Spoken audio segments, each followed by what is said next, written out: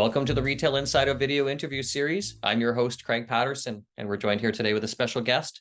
This is Tony Flanz. He's the founder and CEO of Montreal-based brokerage Think Retail, which has done a lot of deals in the Canadian market as of late and has a bit of a history as well. Thank you so much for joining us here today, Tony. Thanks, Craig. Pleasure to be with you today. Now, Tony, you've been doing this for a good number of years here. How did you get into the world of brokering? It was something that I got into through my family, who owned a shopping center, a small little convenience center in the South Shore of Montreal. And it was actually built by my grandfather. And at the time, I think it was probably 33,000 square feet, 13 stores. And my mother was doing the management of the shopping center. And then I started to do the leasing. From there, I was looking to say, where was I going to go with my political science major that I had gotten from McGill, and decided, you know what, real estate seemed like the right thing. I felt like that was something that I connected to and that I very much enjoyed. Now, Tony, you eventually started your own brokerage. You also worked for some landlords. I think it was Morguard. My Morguard was the first national landlord that I worked with. So I'm happy to say that I did work both sides of the table. I think that helps me today understand what my clients are looking for, and as well the landlord partners at the same time. But I worked for Morguard, and I worked for a Montreal-based developer called Bizoo, who morphed into Olympia York Bizoo while I was there. And from that point, I joined a firm called Aurora, and inevitably left it and developed and founded Think Retail, which we've been open since 2005. Goodness, it's been a good number of years now. It is. Somebody recently called me a grizzled veteran. I was like, don't you have to have hair to be grizzled? But that's what they called me. So I'll take that, and I'll take it as a positive. Now, Tony, you're doing deals across the country, coast to coast here. You've got some interesting retailers that you're working with, including Columbus Cafe. What are we seeing right now in terms of retail leasing around the country? We work with many, actually, clients throughout the country. We're nationally based. I'd like to think that we do transactions annually, coast to coast, from Victoria to St. John's. And we do that repeatedly on an annual basis. But we have many of our clients that their aspirations are to be recognized throughout the country and to have doors throughout every major city in as many provinces as they can. Now, it seems like retail space is getting snapped up. I know during the pandemic, there were some concerns that everything might shift online and that people wouldn't be going to physical spaces, but that's definitely not the case now. It seems like there's a lot happening. I would tell you this might be the most successful year Think Retail's ever had, which was obviously a concern a couple of years ago during the pandemic when things closed down. You know, the natural thought was, how were we going to be successful in this type of changing and volatile environment? And we did some consulting work and helped our clients restructure their portfolios, and helped probably 15 different clients do so. I'd like to think that we were part of saving their brands, their companies at that time. It was maybe the most important work that we've ever done as a firm, and was happy to assist in that and very proud. Today, the focus is really on development and growth, and we have a lot of clients that are very robust, some of which are extremely resilient, but we have many new brands that we're about to introduce to Canada, and we're excited to be part of that process. Now, we're seeing some international brands coming into the Canadian market. I know, Tony, you're working with some of them. Tell me a little bit about what we're seeing in terms of international brands looking at coming into the Canadian market. Why are they coming into the Canadian market? It's something I've been tracking for a few years here with Retail Insider. I think it relies on two things predominantly. One is that Canadians travel quite frequently and are very familiar with international brands and have a great passion for certain brands once they've tried it. So when clients come here, they have an awareness immediately prior to opening. And that's why you see lineups at Uniqlo stores or other retailers who are uber successful. It's people are waiting for these brands to come to Canada. And the other reason, which is probably more important, is because there's not a lot of competition in Canada. And there's markets that, albeit they're robust from, there's not many retail opportunities available, there's not, when I say not a lot of competition, if you look at the United States versus Canada, there's 24 square feet per capita of retail in terms of shopping centers.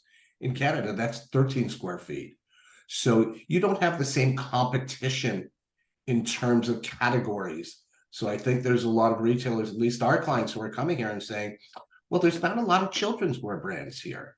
This might be a great opportunity for our company to establish a new market. And it's a market that's got a lot of disposable income. We've got other clients who are coming in with so many different unique concepts that there is no competition. Even we were on the phone this morning with one of our clients, Change Lingerie, who are based in Denmark. There's really only a couple of lingerie players in the country that are successful. One of which is based in Canada, the other one is not.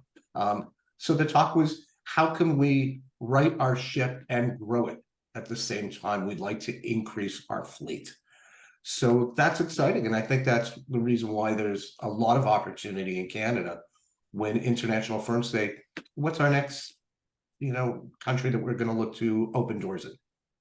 Do international retailers look to particular markets like, say, Toronto, Montreal, Vancouver, or what are we seeing right now with that? I think it's the standard. I think if you look at your publication, where most of the articles are focused on, it tends to be Toronto and Vancouver. Certainly as a luxury hub, it's Toronto and Vancouver. Calgary's gotten a little bit more movement lately. But for the European brands, I think Quebec is probably the right starting place. And many of them do start here, and many of them are more successful here. Now, with retailer Bizoo, that was your first client. It's a jeweler based out of Quebec. Bizoo was a Canadian brand based in Quebec, St. George de Beauce, actually. The founder was Marcel Lebrec. And I met Marcel when I was leasing Place de Royaume in Chicoutimi. And we hit it off. And again, I was on the landlord side of working for Olympia York Prestud. And I leased him an 800 square foot store. And soon after was leaving to begin my career as a consultant. And that's how it all began. I started to use some of those retail contacts that I made while leasing stores and said, hey, I'd love to represent your interests. So Bizoo was one of those clients, yeah. Amazing, amazing. And I'd like to, here's a great story, because the owner of Bizoo passed away earlier this year, which was a great loss, I think, to everybody, because he was a wonderful entrepreneur. He introduced me to a person in the last 6 months that he was alive, who has since become our client. The gentleman lives in Mayotte, an island off of France. And that gentleman is a multi-brand owner in Mayotte, and he owns like 6 to 8 different retail brands. And we're assisting him in introducing 2 new brands with him alone. And we probably are introducing 6 new globally recognized brands, but 2 with this one client. So I'm always thankful to my relationship with Bizoo. Now, Tony, let's talk a little bit about street front retail versus enclosed shopping centers. During the course of the pandemic, a lot of retailers were looking at getting street front space just because it offered some flexibilities that you wouldn't see, say, in an enclosed shopping center with one landlord. What are we seeing here now in terms of the demand for street front retail space versus that which is enclosed shopping centers in Canada? I still think street retail is in greater demand. There's not a lot of development right now, retail development in the country, as you're aware of. There's some that I hope we'll talk about in the next couple of minutes. But yeah, the demand in certain markets is fierce, and it's highly competitive. So I could tell you in Toronto and Vancouver, we have clients, different retail clients looking for stores, and we have to be very creative in terms of providing them with the right location where they'll be successful. In Montreal, there's a little bit more opportunity, not as much competition in terms of the street environment. So it varies per market. But yeah, I think the street retail is very robust. In the shopping center side of it, I give strong kudos to companies like Cadillac Fairview and Oxford, who have been extremely creative, in Ivanhoe, with their shopping centers and trying to redevelop them. They've had Nordstrom boxes that have come up not too long ago that they're trying to reconfigure, bring new tenancies to market. And I've been hearing a lot of exciting news about how they tend to backfill those spaces. And they're bringing new retailers to the country all the time. And you just interviewed Daryl Schmidt, and Daryl was giving you a good rundown of some of those tenancies that are expanding within their portfolios. And I think it's phenomenal. And those companies have done an excellent job in keeping traffic, in increasing traffic in their shopping centers. That's right. And we've seen some really interesting Christmas activations coming up here as we're in December in shopping centers. We've got at the CF Toronto Eaton Centre, they've got snow, they've got a giant Christmas tree. We've seen in a few other shopping centers in the country some really interesting stuff here as well. It seems to be about retail activations at this point, creating an experience. Well, you talk about what's the most important thing in retail today. It's offering something that's very experiential.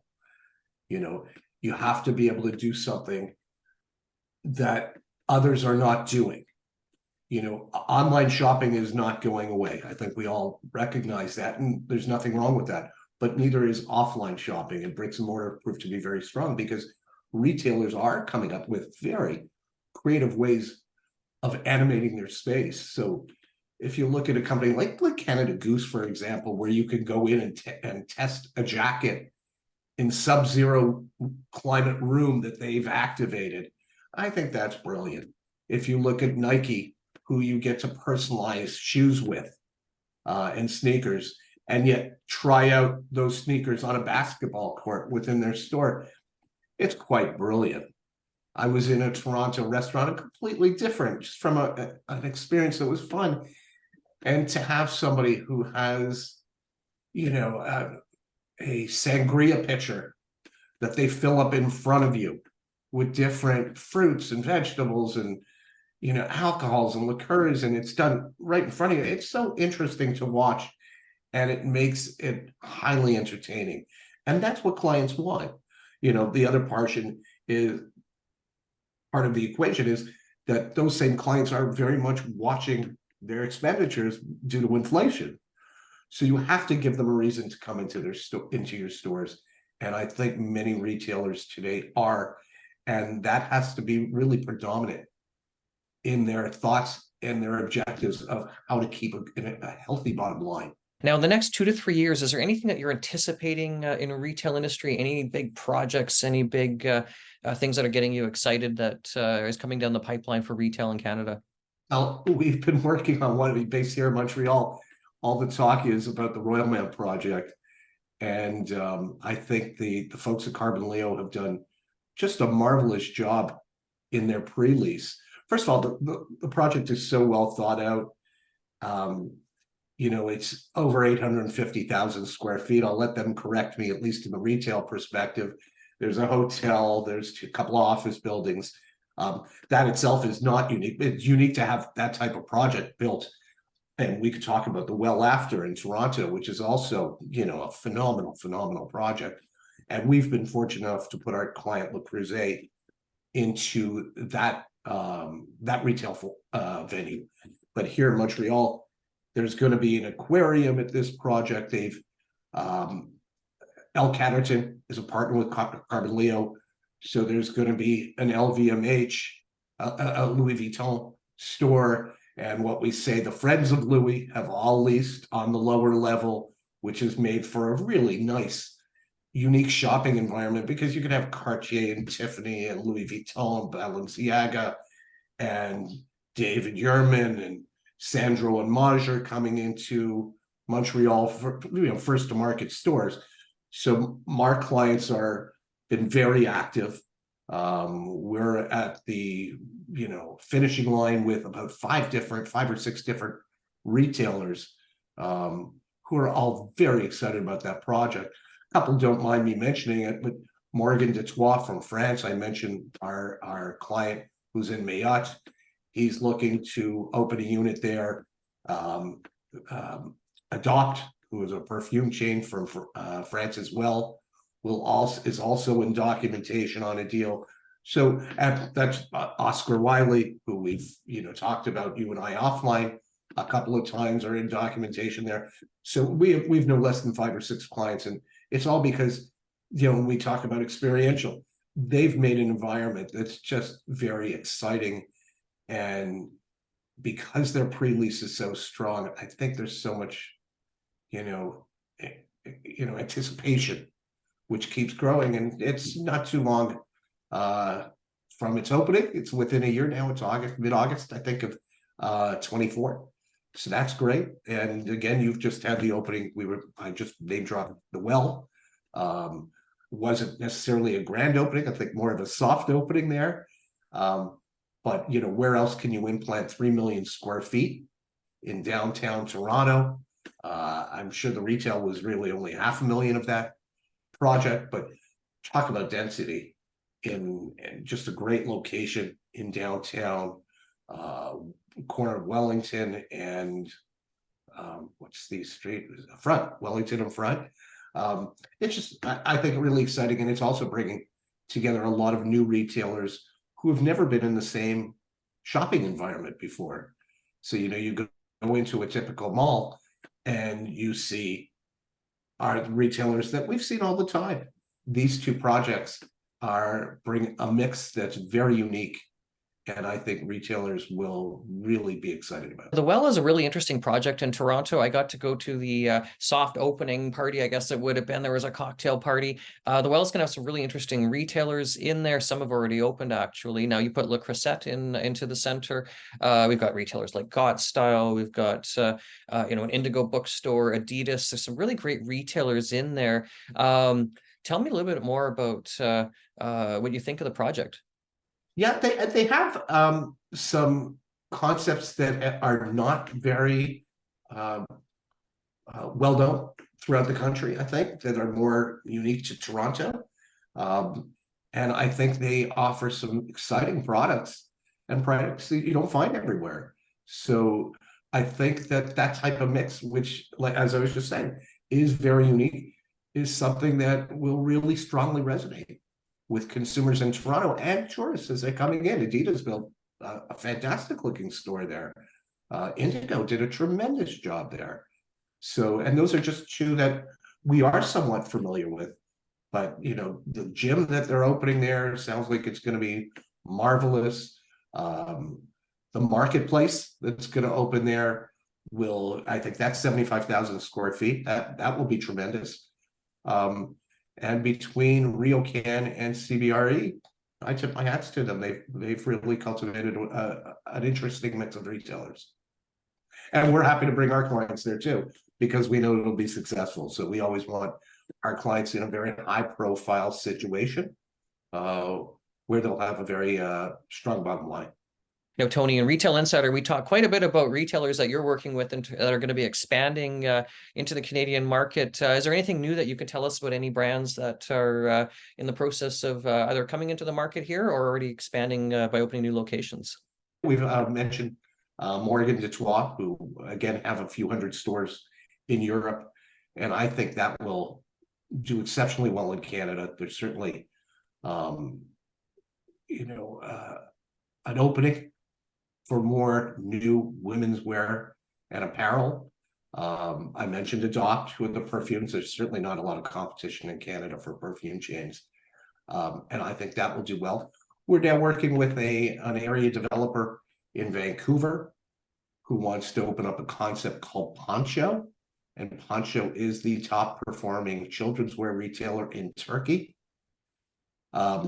One I was just in Toronto for. We expect to open a store hopefully in May, is a German outdoor apparel brand called Wellenstein. And Wellenstein are highly regarded and have a very extensive mix of outerwear that I think is going to do exceptionally well in Canada. And we're looking to begin with a couple of outlets in that market. So that's something that will open in 24.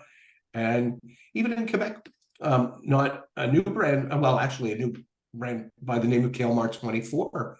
We're working with a young entrepreneur who I think has developed an exceptionally strong concept that it will resonate with Gen Z type consumers. It's called Kmart 24. And I describe it as the Whole Foods of convenience stores. So, most people are used to seeing, Couche-Tard and that type of format in a 7-Eleven. Well, if you can picture that and all the products are healthy and organically made or biological friendly, well, that's what Kmart's vision is. And I just think that there's such a demand. So we've already signed 3 leases for them in Montreal. And the flagship store will be at 1055 de la Montagne, like spitting distance from the Bell Center. And we've already signed a couple of metro stations. So transit opportunities for these types of clients and where the Gen Z client is something that we're targeting. So those are just some of the ones that we're excited about, but between first to market and new global and new chains, we're working with 5, 6. So it's an exciting time for Think Retail.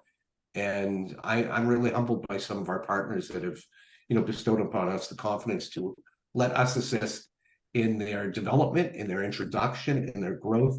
And it's a wonderful time right now. Thank you. This has been terrific. I want to say thank you so much to Tony Flanz. You're the founder and CEO of Montreal-based brokerage Think Retail. Thank you so much for joining us here today, Tony. My pleasure. So appreciate the time. Thank you. Thank you so much for joining us here today in the Retail Insider video interview series. I'm your host, Craig Patterson. I'm also the publisher of Retail Insider. Thank you so much for joining us, whether or not you're doing it on camera or whether or not you're doing it through one of our podcast channels. Be sure to subscribe if you haven't already. Take care and bye for now.